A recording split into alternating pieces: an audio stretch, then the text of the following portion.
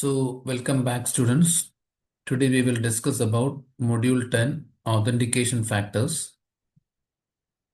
So inside that we have the following topics. What are the authentication factors?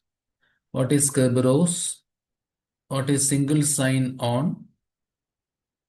Then what are the best practices to implement access controls in enterprise environments and some case studies. So these authentication factors, like something you know, something you have, something you are, which we have already discussed in the previous chapters. So I'm not repeating those things. I'll repeat only, or I will discuss only about new things which are introduced in this chapter, like Kerberos distribution center. What about Kerberos ticket granting service, authentication service, single sign-on access control, enterprise access control, like that. Okay. So I'm going to skip a few slides so that you can refer that in the previous slides or in fact previous chapters. Something you know, you already know that, right? It's like a password or a PIN.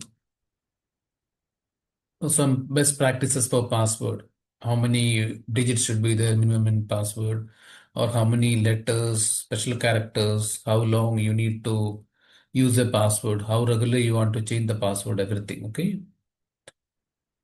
Then we have even password managers also there. They will give you some, they will recommend you some standard passwords when you can Google that also. This one's passwords.google.com intro. Then different way of attacking the password. Just go through that. Next is something you have, like a card or a license or a passport, tokens or smart card. Then challenge response we already discussed in the previous chapter. Then go for something you are based on your biometrics. Okay. So physiological and behavioral. Physiological, based on your signature, based on your fingerprint, based on your facial recognition, okay, face scanning. See, by using fingerprint scanner, then scanning your face and scanning your hand, okay, hand geometry. Behavioral means like signature based on your voice, keystrokes, how fast you are pressing the keys or typing the keys, okay, and writing and all. This is behavioral. Biometric is physiological and behavioral. So physiological contains fingerprint, hand, DNA, and face. Okay, what about behavioral? Signature, voice, keystroke, and handwriting. Different way of authentication. Okay, that's already discussed. This also false ejection rate, false acceptance error, crossover rate. All we discussed in chapter, I think, the previous chapters. Chapter 8 or 9, I will discuss about this one.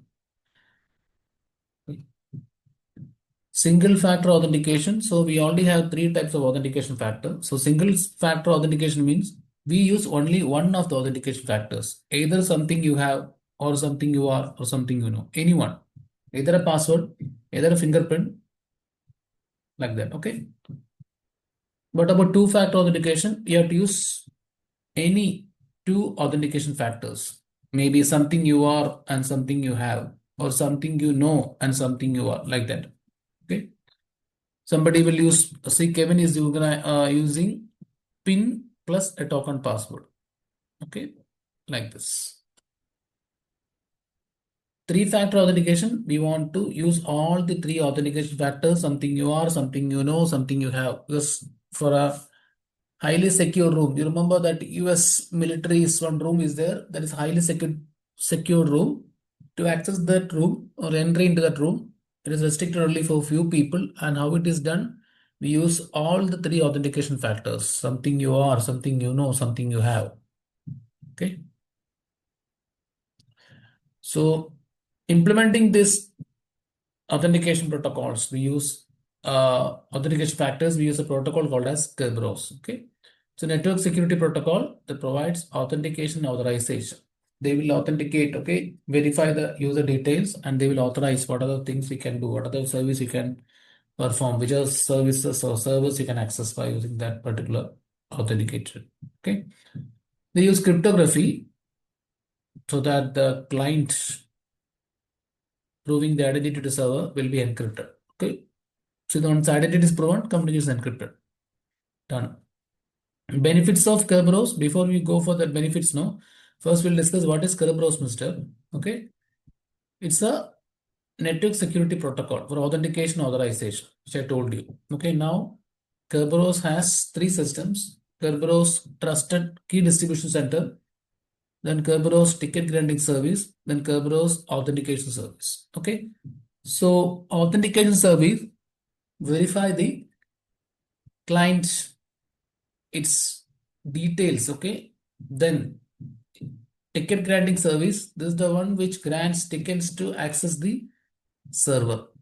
Key distribution center, they have a centralized database of say keys to be distributed for communication. Okay.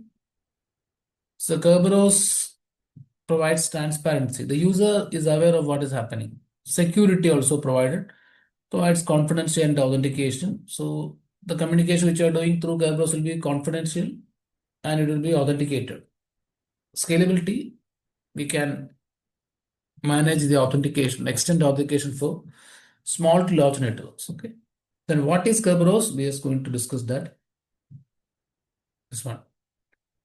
So as I already told you, Kerberos is a network security protocol. So for providing authentication authorization. So how it works? See, this is the client. This is authentication server. This is ticket granting server. This is a server. Okay. So this authentication server and ticket granting server are part of key distribution center. Okay. First, I'll show you one picture, then we'll come to know. This one. Okay. Let me take this one.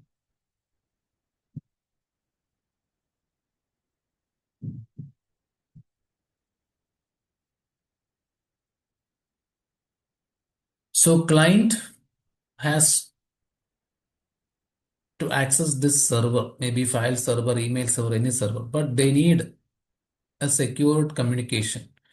So we have a KDC, key distribution center, which has authentication service or server and ticket granting server or ticket granting service. Okay. So client will contact the KDC's first AS, then it will contact the ticket granting service, then finally it will contact the application server. Okay. So how it works, I'll explain here. See, client request for service from AS. Okay. So client has a request. I need to perform some services. Okay. See here, can check this diagram also. Client will make a request to server, authentication server request. And the server is authentication server, which is part of key distribution center. Okay. What is the content in that request? Okay. So client request for service from AS. Mr. What is inside that request? That's the next thing.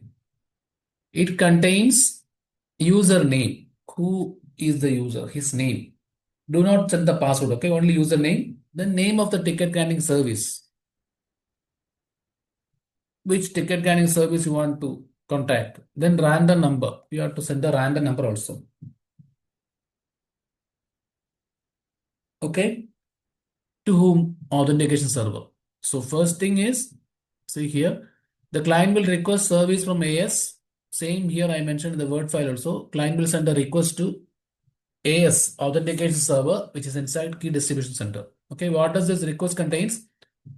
Username of the client, name of ticket granting service, and a random number. Verify the reply, coming from authentication server is the exactly one or not. Therefore, that we need a random number to verification. Okay. Then step two. Step two, authentication server replied to client with TGT, ticket granting ticket, and client to TGS session key. Okay. So the Once a client is requesting service from AS, what authentication server will do is first it will verify the client is authenticated or not. Okay. For that, it will download the or it will check the hashed file for the client's password.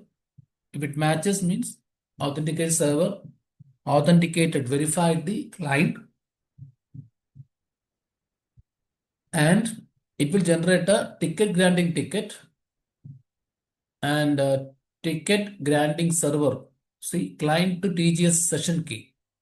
Okay, now because client and TGS is going to communicate. So for that, I need a session key between client and ticket granting server, and it will generate one ticket granting ticket also and send to the client. See the second one. Ticket granting ticket and session key sent by the authentication server to the client. So ticket granting ticket contains username, then ticket granting server name, validity of that particular key, then session key. All encrypted by using TGS server key. Okay. Then along with that, authentication server will send a session key, which is encrypted with user secret. Okay, secret key. User secret key will send a session key. That's what here. The authenticator server will first authenticate the user or client by verifying the hash password of the client. After that, it will send a TGT, ticket granting ticket, and a session key for clients to talk to ticket granting server. And these are encrypted, the session key is encrypted by using client's secret key. Okay.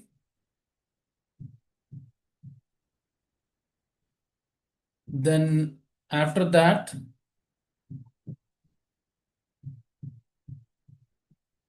it will be forwarding that TGT and the session key towards the client. Okay. So that's the second step. And what does this TGT, ticket granting ticket, contains? That's the next one. So ticket granting ticket contains the username of that user who requested the service. Then ticket granting server name, which ticket granting server you are going to contact, the server name, then validity of that particular communication and session key. All these things are coming under TGT. It is encrypted with TGS server key. Okay.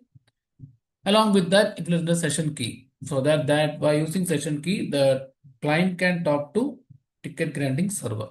Okay. Now step 3 is with the step 3. The client contact ticket granting server by sending a TGT ticket and an authenticator. Okay, whatever TGT ticket, no, that ticket you got from authenticator server, that ticket plus authenticate it will send back. Authenticator means it's the verification. Okay, it's to tell that ticket granting servers that I am already authenticated or verified by authentication server. That is authenticated detail. Okay, sent by the client towards ticket granting server. And also it will mention which service, which file server or email server I want to access. That information also it will mention. So it will, the third step is client communication between client and TGS or ticket granting server. Already the client received TGT and a session key. So decrypt that key, session key by using client secret key.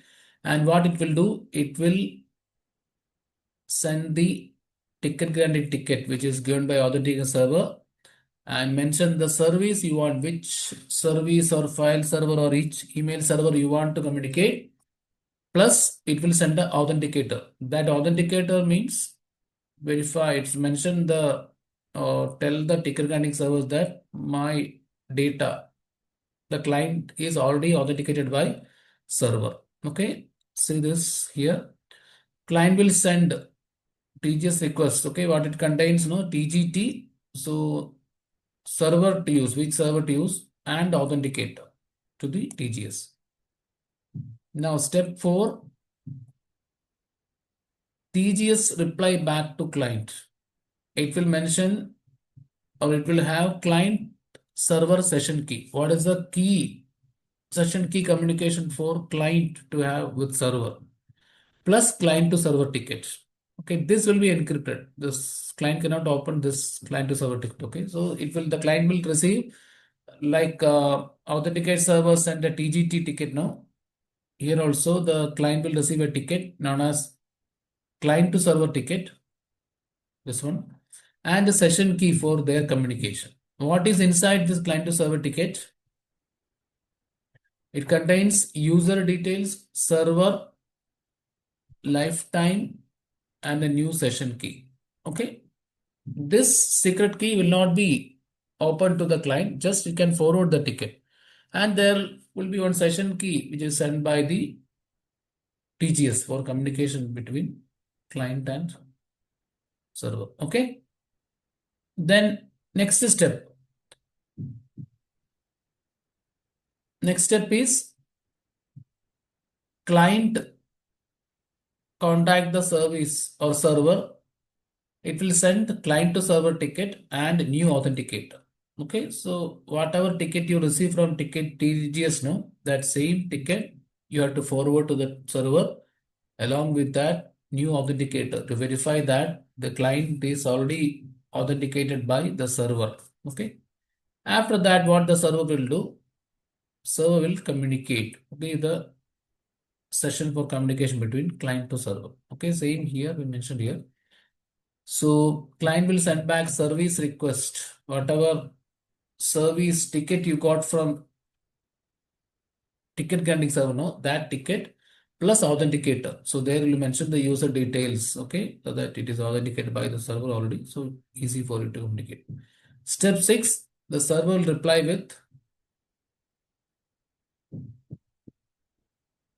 a message which is encrypted by new session key of client. Okay, this one, it will allow the communication for the client to access the server. So it will send a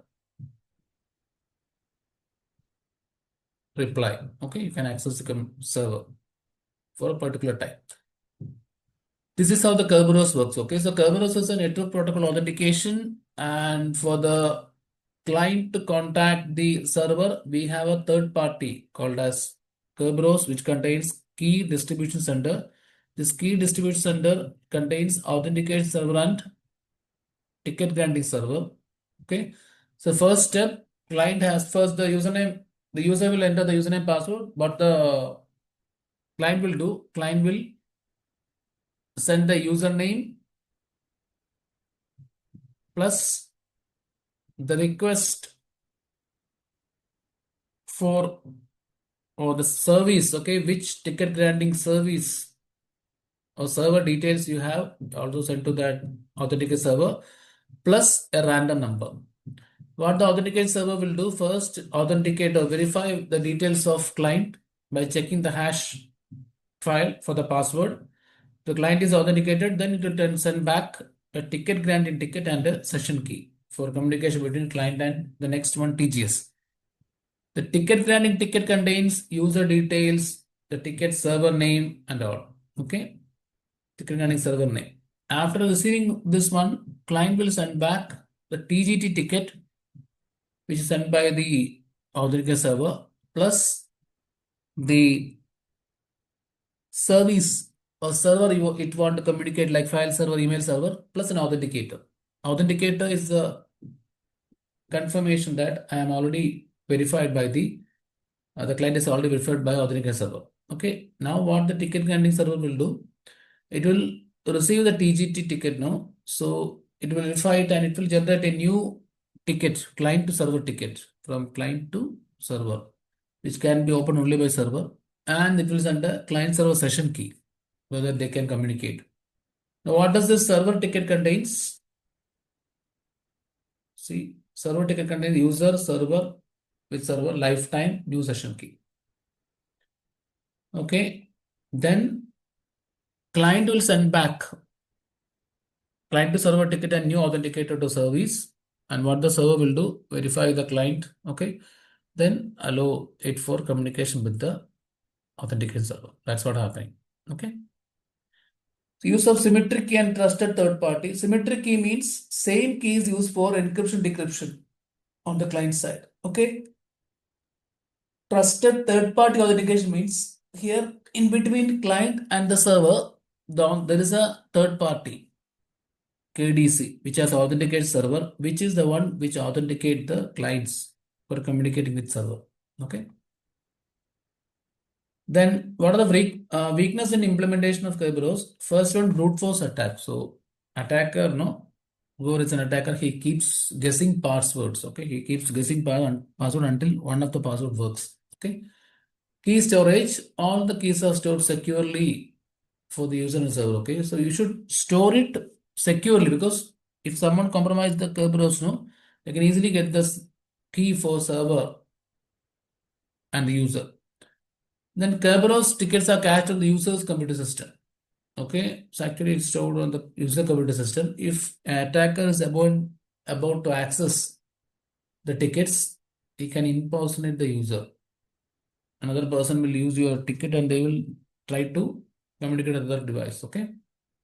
Then clock must be synchronized to complete authentication. You know that the ticket validity period available only for a few minutes or few time. Okay, a few seconds. Okay. So the clock is not synchronized now, the authentication will not happen properly. Then central server continuous availability requirement. So here we have a KDC, right? Centralized authenticated server and ticket granting server should be continuously available, because user authentication, everything is done via server only. Requirement for host synchronization. So here there will be multiple servers. There will be a synchronization between multiple servers. Okay, so that one server go down, we can use another server. It's not like depend upon fully on one system or one server. To have persistent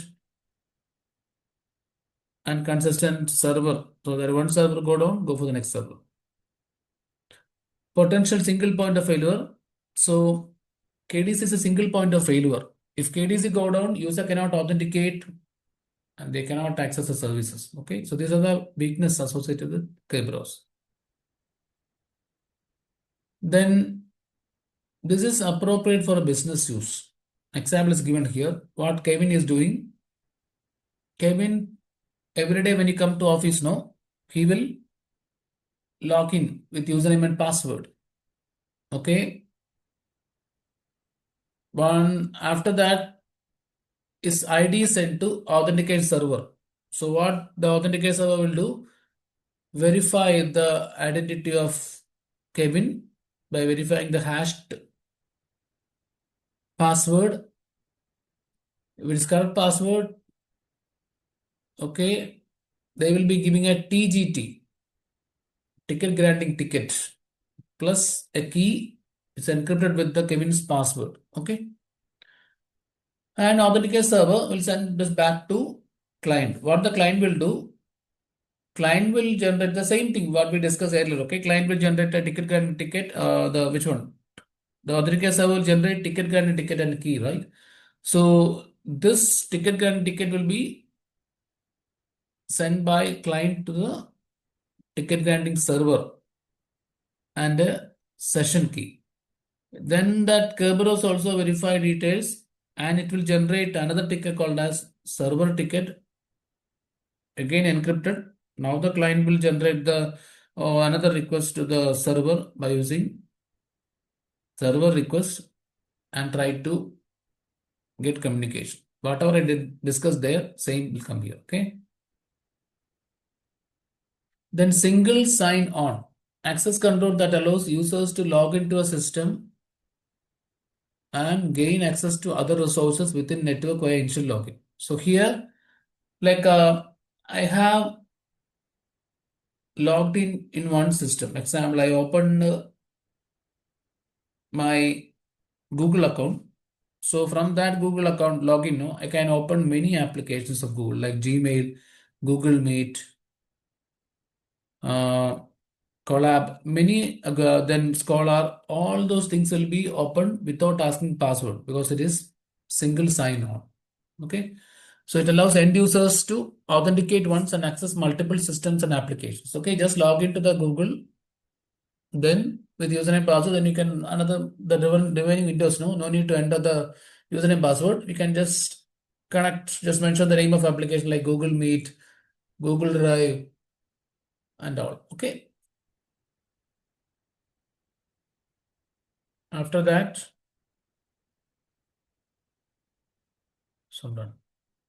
Now, three common single sign-on configurations implemented within enterprise. Okay, Kerberos, as we discussed, it's a third-party infrastructure for authentication. So, between the client and the server or resource, there will be a third party called as Kerberos, which will be authenticating the users or clients. Then cookies. So, cookie is a small text file kept inside the browser to store or identify sessions with ID for a user. Whenever you log into a website, okay, you will be entering username password, no? Like example, if you open the Netflix and you try username password, and that information will be stored in the cookie. So when you are moving the movies, okay, so changing the movies in the Netflix, right? That time they will not ask you password again and again. Only one time you give. After that, once you move from one movie to another movie, they will not ask password because already the passwords are stored in cache in the browser, a text file in the browser. We call it as cache sometimes, okay, cache, or as a cookie, like a small text file in the browser. So once you already logged in, your data will be stored there, and next time when you open the application, okay, we can get the password from that cookie. Okay, then smart card or biometrics. So this also, like whenever you're opening email, no, sometimes we need to enter the password or biometrics. That's what smart code or biometrics. Okay, we already discussed that one. Enterprise SSO means it allows credentials to be passed outside of the corporate domain or network. Okay, example, see, one employee has to log into different apps with the different credentials. He logins with username details by swiping the card. So enterprise single sign-on translate that to different credentials for each app like email ID, employee number, etc. No need to worry. Just take this example. I just swipe my credit this one ID card. What enterprise SO will do? See, I just swipe my ID card, identity card, and just I log into my computer and start working. So here the employee has to open many services. One is EHR. There you want to mention employee ID. Then PAX image you want to mention G. Which one? The first one is employee ID, or will be called as Pataka. Then second one, PAX imaging, we need email ID. Rostering in another account, active directory account is there. And payroll, we have another again, employee ID. So we don't have time to give different values for each application. So what we will do, we will just use one card and swipe our details. This as enterprise SSO, they will convert that data into multiple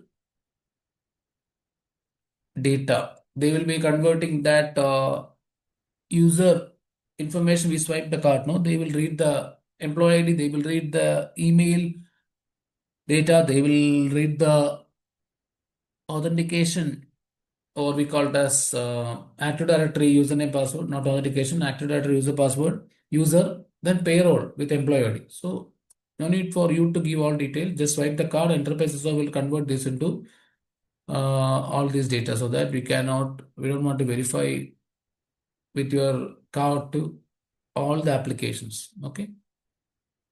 Then what's the advantage of single sign-on? No need to remember the multiple passwords. Okay, you don't want to spend mostly the administrator. No need to spend more time to reset the password because I have only one password. With that password, I'm opening all the accounts. Okay. Risk is if the attacker obtains initial password, so he will be accessing all the sources. Okay. Then advantage is ensure that same password policy applied to all resources. Okay, the password policy you're applying should be same to all resources. Okay, the length, the encryption, everything. Okay. Then disadvantage is if an employee leaves the system and log and steps away. See, you have single sign-on. Once you have connected to one application, all of the applications will be open. So once you didn't close the laptop and you left for a cafeteria, okay, coffee, then by using that particular password, no, that whoever sitting in your PC can access all your resources, Gmail, Google Drive, everything. Then advantage, reduce the speed for an administrator to manage various accounts on deal resource. Okay. So no need to maintain multiple accounts. Okay. Only one account for Gmail will be used to open all the applications in Gmail or Google. Okay. Then centralized management access also helps when employees leave organization. Okay. So we centralizedly, okay, manage these accounts so that whenever someone is moving, moving from the organization, removing multiple accounts will be difficult.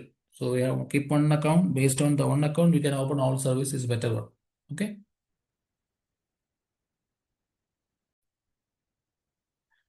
So now we'll discuss about what are the best practices used across enterprises to reduce the risk. So first one, discover and identify all the data on the network. Okay, before we identify the access controls for data into the network. Okay, so we have to identify what are the data available on the network. Some will be personal data, some will be professional data like office or company data like that. Okay, so we have to discover the type of data on the network. Then second one, develop policies based on the risk associated with data.